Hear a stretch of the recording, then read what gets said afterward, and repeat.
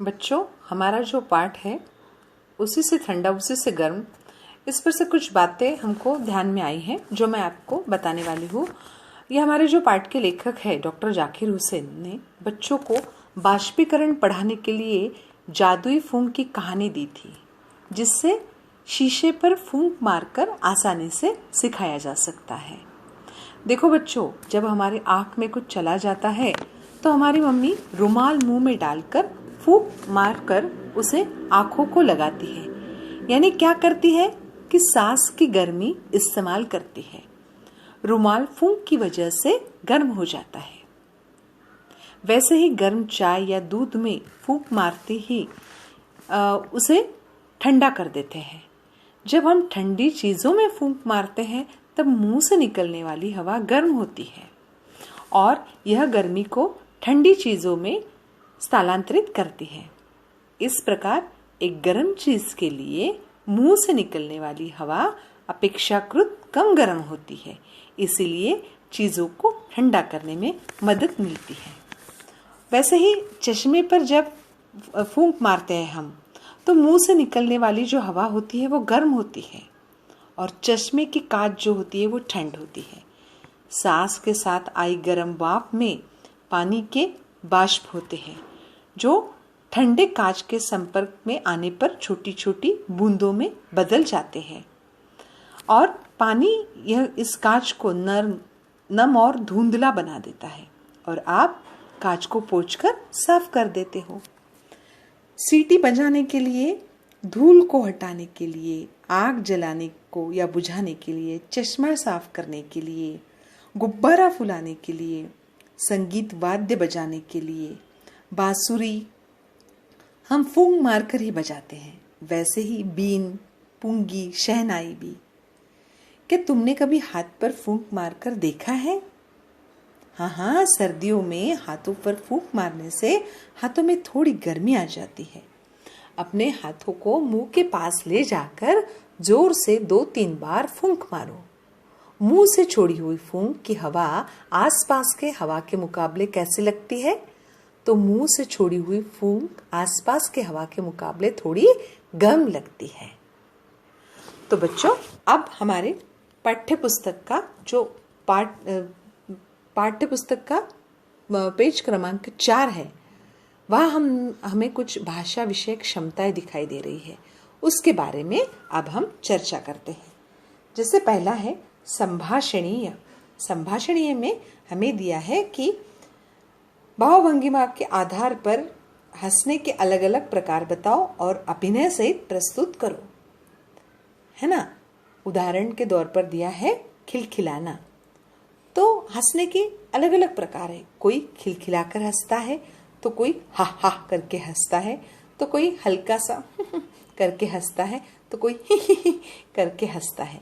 ऐसा अभिनय जैसे मैंने आपको करके दिखाया, वैसे आपको आपके मम्मी पापा भाई बहन को घर में करके दिखाना है। उसके बाद दूसरा है लेखनीय। लेखनीय का अर्थ है लिखना। प्रसार माध्यम यानी टेलीविजन, समाचार पत्र, रेडियो ये आते हैं इसमें। प्रसार माध्यम में समाचार पत्र पढ़ने, न्यूज़ सुनने से हमें देश दुनिया की खबरों का पता चलता है और हम दुनिया की बातों से अवगत होते हैं। तो हमें ये करना है, हमें समाचार पत्र पढ़ना है और न्यूज़ सुनने हैं। तीसरा है पठनीय। पठनीय ने वाचन करना। पाठ का आपको मुखर वाचन करना है और सिर्फ पढ़ना ही नहीं, तो आशय के वाक्यों एवं मुद्दों को पुनः स्मरण करते हुए वाचन करना है। हाँ, उसको याद रखते हुए, उसे फिर से दोहराते हुए और उस पर अंडरलाइन करके उसे पढ़ना है, वाचन करना है। उसके बाद है श्रवणीय यानी सुनना। अब यहाँ दिया है कि प्रसिद्ध भौतिक शास्त्री सत्येंद्रनाथ बोस की जानकारी आपको रेडियो, टीवी और यूट्यूब पर सुननी है। तो सत्येंद्रनाथ बोस का जन्म 1 जनवरी को हुआ, कोलकाता में हुआ। उनकी आरंभिक शिक्षा उनके घर के पास ही स्थित साधारण स्कूल में हुई थी। वह अपनी परीक्षाओं में सर्वाधिक अंक पाते रहे और उन्हें प्रथम स्थान मिलता रहा। भौतिक शास्त्र में दो प्रकार के अणु माने जाते हैं, बोसान और फर्मियान। इनमें वो बोसान सत्येंद्रनाथ बासु के नाम पर ही है। तो बच्चों, ये इनके बारे में संक्षिप्त जानकारी मैंने आपको बताई, लेकिन अब आपको इसको YouTube पर पूरी सुननी है।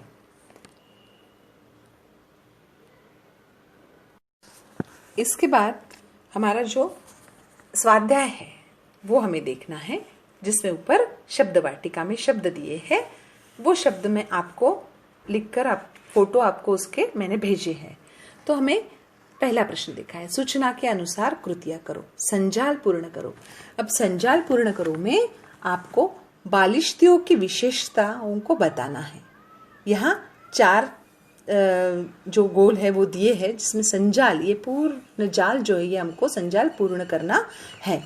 तो पहला ये है कि ये जो बालिश्तिये होते हैं ये बस खूंटी ही से होते हैं, है ना। हमने देखा है ना पाठ में। आप पाठ पढ़ोगे तो आपको तुरंत आ जाएगा और आप इसे सॉल्व कर सकोगे। दूसरा है कि वे लोग हम लोगों से अच्छे होते हैं, ये भी हमने देखा है।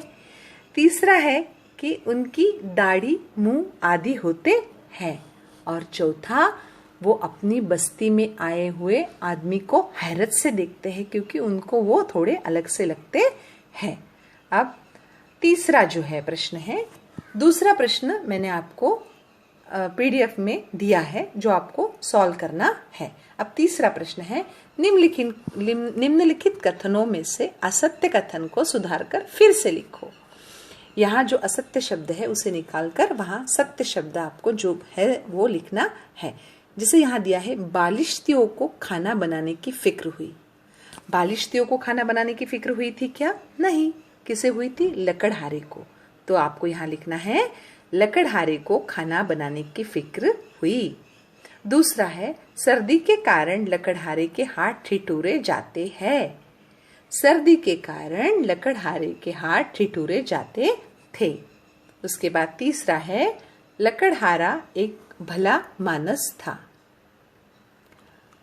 यह बालिश्तिया एक भला मानस था। अब चौथा है, बालिश्तिये के पास एक छोटी सी हांडी थी। खाना बालिश्तिये ने बनाया था क्या? नहीं, लकड़हारे ने बनाया था। तो लकड़हारे के पास एक छोटी सी हांडी थी। अब उसके बाद हम भाषा बिंदु देखेंगे। भाषा बिंदु में हमको दिया है, दिए गए शब्दों का वचन परिवर्तन करके अपने वाक्यों में प्रयोग करो। वचन बदलो आपको आता है, आपको वचन परिवर्तन करना है। जैसे दीवार, दीवारें, और वाक्य बनाना है, मेरे घर की दीवारें ऊंची है। उसके बाद है महिला, उसका महिलाएं। आजकल महिलाएं हर क्षेत्र में आगे है। तीसरा है लकड़हारे, जिसका होता है लकड़हारा। लकड़हारा एक अच्छा इंसान था। उंगलियां का है उंगली, हम उंगली में अंगूठी पहनते हैं। और बाद में है हाथ, हाथ का हाथी होगा। बच्चों के हाथ में कलम शोभा देती है। उसके बाद पाठ में प्रयुक्त सहायक क्रिया के वाक्य ढूंढकर लिखो। ये भी मैंने आपको PDF में दिया है, और आपको गृह कार्य के लिए कुछ और वाक्य दिए हैं जो पाठ में से ढूंढकर आपको उसमें लिखने हैं। उसके बाद है, वृक्ष और पंछी के बीच का संवाद लिखो। उपयोजित लेखन में है, वृक्ष और पंछी के बीच का संवाद लिखो। अब संवाद लेखन आपने इसके पहले भी सीखा है। संवाद लेखन का अर्थ है डायलॉग राइटिंग। इसमें आपके वाक्य छोटे होने चाहिए, विषय से संबंधित होने चाहिए, और कम वाक्यों में पूर्ण सार आना चाहिए, है ना। वैसे जैसे हम बातचीत करते हैं उसी तरह ये संवाद आपको लिखने हैं। और उसके बाद मैंने समझा में आपको इस पाठ से आपको क्या सीख मिली, आपने क्या समझा, ये आपको लिखना है। और सबसे अंत में है स्व अध्ययन। व्यसन से सावधान करने वाले पोस्टर बनाने हैं। तो व्यसन से सावधान करने वाले जो घोष वाक्य है वो आपको आपकी कॉपी में लिखने हैं। जैसे 1-2 वाक्य मैं आपको बताती हूँ। हर दिल की है बस यही चाहत, नशा मुक्त हो मेरा भारत। नशा जो करता है इंसान, कभी न हो उसका कल्याण। ऐसे जो घोष वाक्य है वो घोष वाक्य आपको आपके कॉपी में लिखने हैं।